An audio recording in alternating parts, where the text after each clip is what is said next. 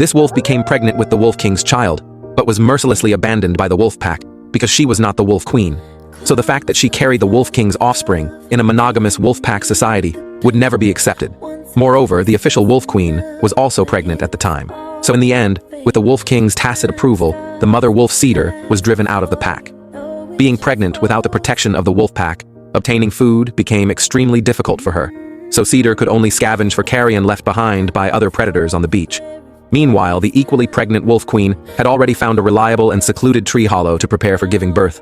She didn't have to worry about food because her Wolf King husband would bring the pack back from hunts.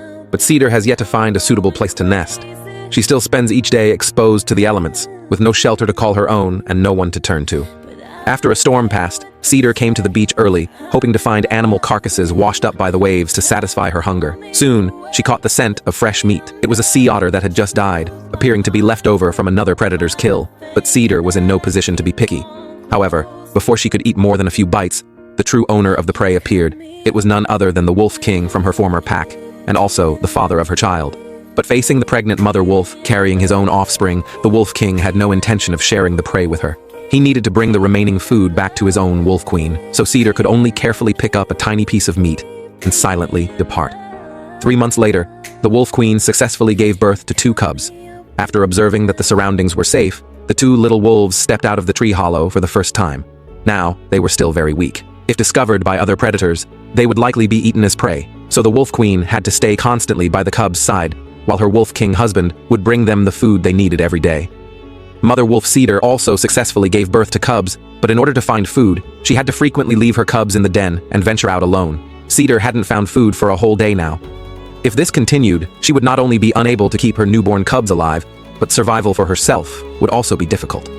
So Cedar made a very bold decision. She actually walked toward the forest, where the Wolf Queen's den was located.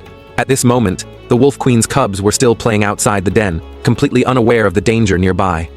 To avoid being discovered by the Wolf Queen, Cedar took each step very carefully. After quietly approaching the den entrance, her movements became even slower. However, just as Cedar was about to enter the den, the Wolf Queen suddenly appeared and immediately issued her a clear warning. But Cedar behaved very submissively in front of the Wolf Queen, so the Wolf Queen didn't actually attack her. The next day, an unexpected scene unfolded. The Wolf Queen actually voluntarily left the den. Shortly after, Cedar crawled out from the den. Now, she had taken on the responsibility of caring for 4 cubs. The 2 mothers who should have been enemies seemed to have reached an agreement to jointly raise their offspring. However, reaching peace with the Wolf Queen didn't mean Cedar could enjoy the care of the Wolf King.